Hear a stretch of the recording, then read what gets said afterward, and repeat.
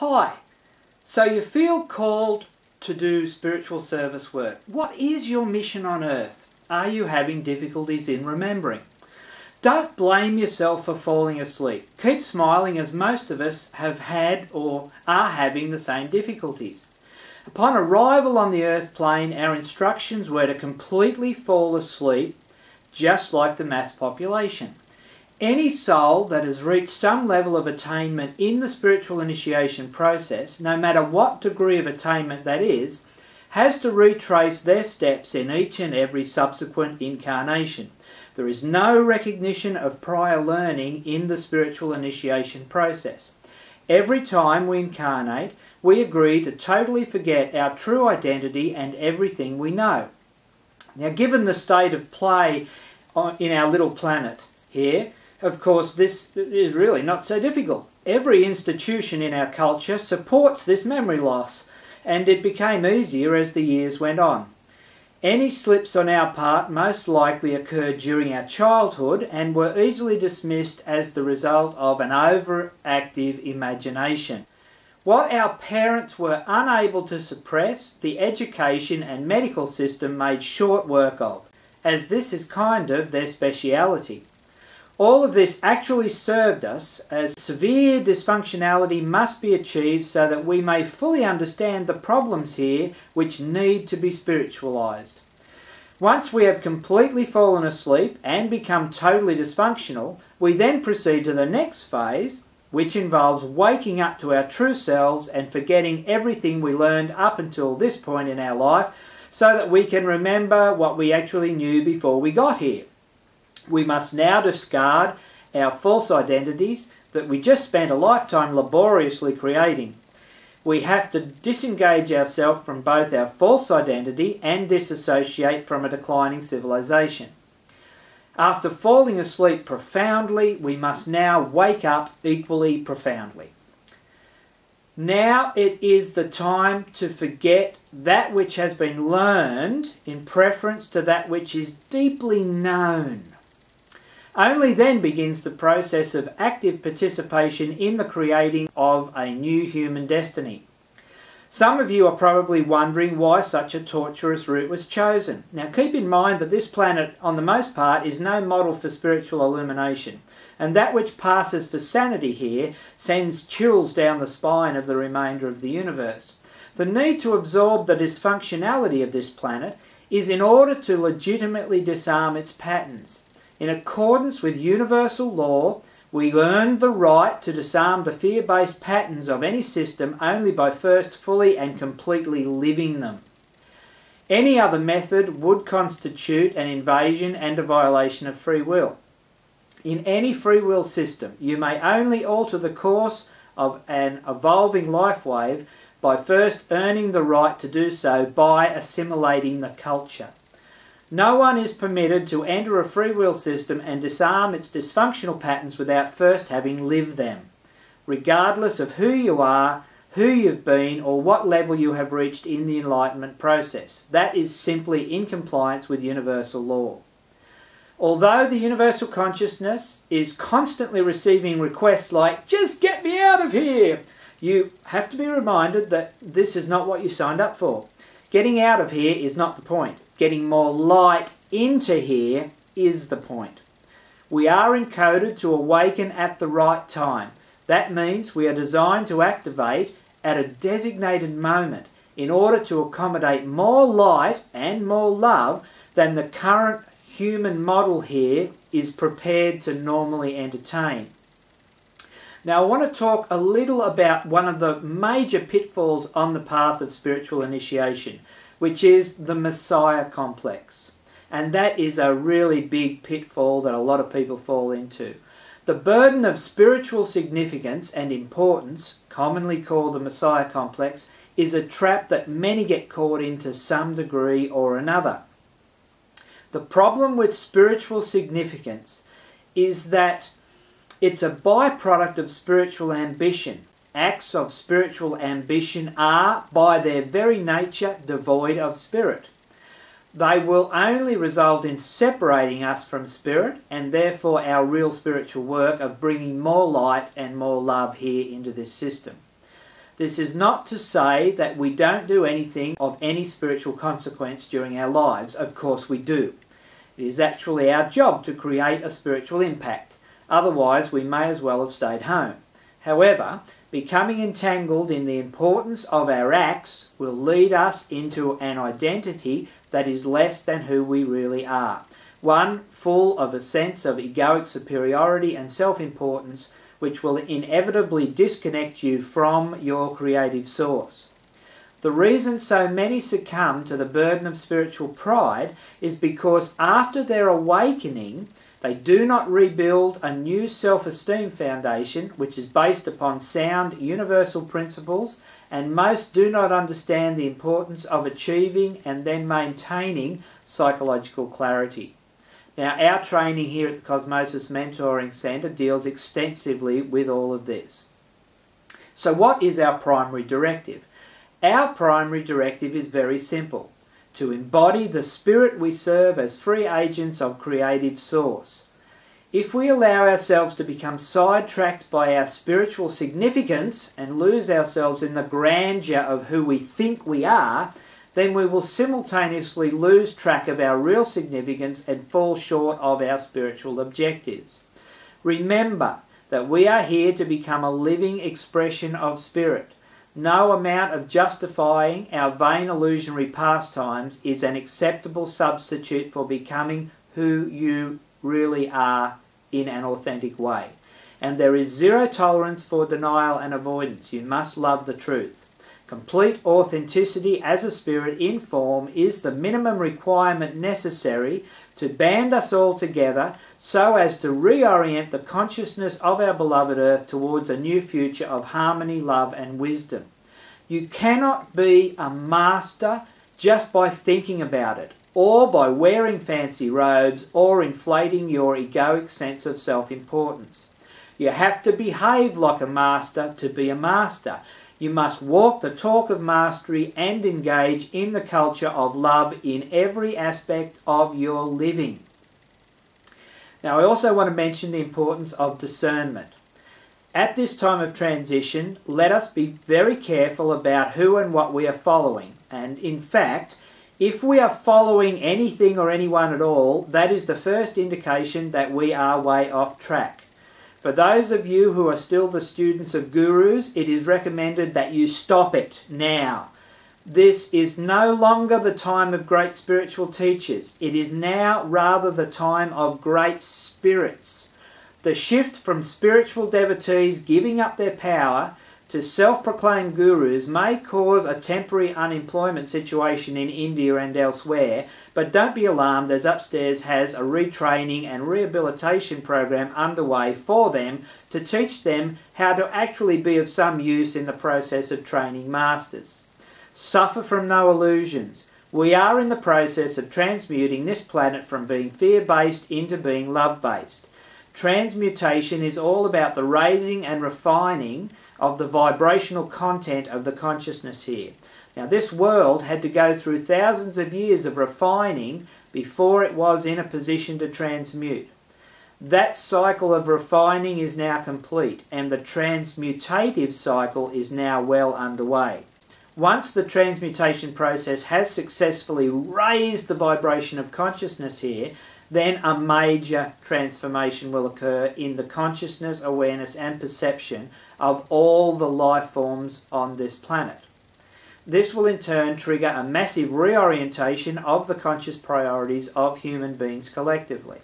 The Earth, which is a living, conscious being, has made her decision to enact these events of which we are a part in order to produce a realignment shift in the evolutionary flows so as to return the planetary destiny to within what the universal consciousness considers to be collectively desirable.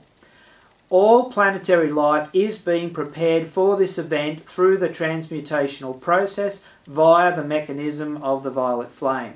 This is a rebirth process which will deliver this planet and all participating life forms into a new cycle which is motivated by unconditional love, wisdom and compassion. This transmutation is not something you may choose to do if it just interests you, like taking up golf.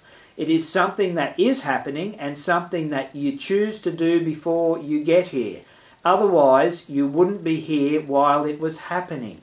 Although life here has no option in the matter, you still have free will. You can choose to willingly assist the procedure and transmute this planetary sphere and so experience the shift gracefully, or you can choose to resist the procedure, in which case you will experience the shift as suffering. Now, these changes are best understood like an immune system response. The planet is not feeling well, and the universe's immune system is responding and is in the process of dealing with the disharmony here and so healing the planet. Spirit is the motivating force behind this shift, as well as its designer. It's also the reason you willingly chose to incarnate on this seemingly hostile and backward little planet in the middle of nowhere. We all came at Spirit's call. Everything and everyone in every universe rightly belongs to Spirit.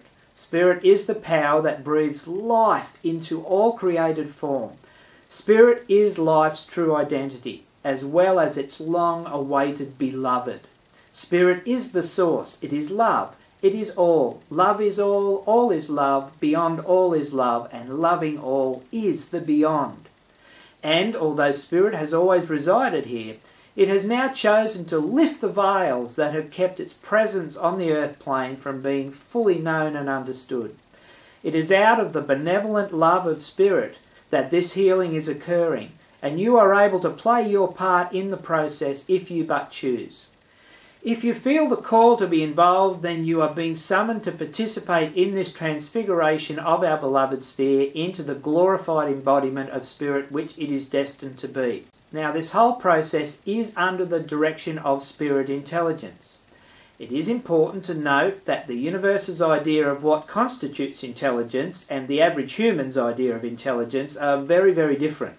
For instance, we call ourselves an intelligent species, yet we are dangerously close to making our planet uninhabitable by anything other than mutant pond scum. We have also managed to place ourselves at the top of the endangered species list on this planet. Now, this is not what a master calls intelligent.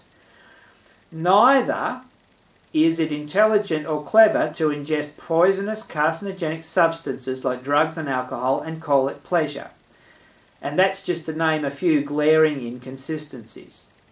Now, some of you are in such a state of shock from finding yourselves in the third dimension that in protest you are refusing to ground yourself. Upstairs would like to point out that you are useless to the mission if you are still circling the planet in a holding pattern.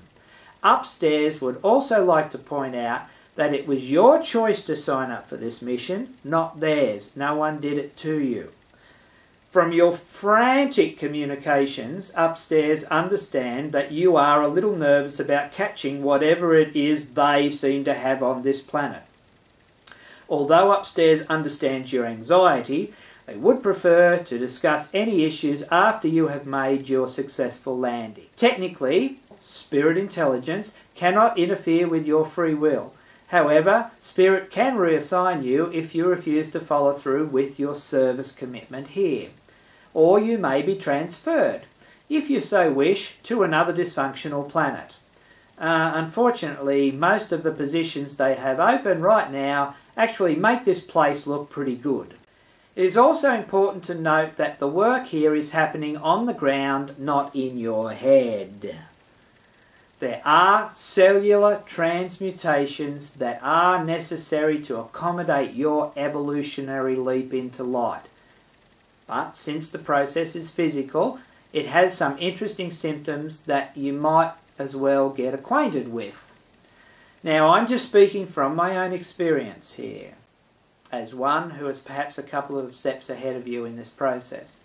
There will probably be some moments of elation as you feel the rush of incoming light entering your system. However, these are often followed by sudden crashes of energy that can be felt by the body, the emotions and the mind as you vacillate between the old and new realities. This is all part of the alchemical process.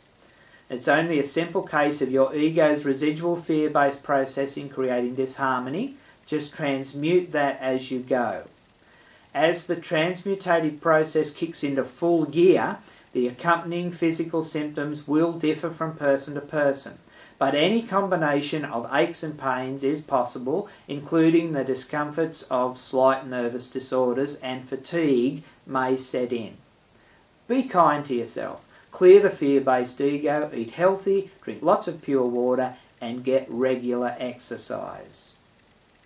Now I have to point out that I am speaking from my own experience of this process, and I am neither a medical doctor or a psychologist. However, here at the Cosmosis Mentoring Centre, we do have both a medical doctor and a psychologist on staff who understand the spiritual initiation process very well and are available to assist you during your activation process and your transformational process. The universal consciousness acknowledges that the process of waking up is a little tricky, even though you are encoded to do so. By the time you reach the point of activation, you will be totally convinced that you are a 2- or 3-dimensional earthling.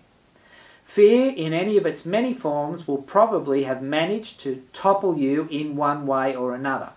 In addition, many of you will be in your 40s and you will believe that you are over the hill.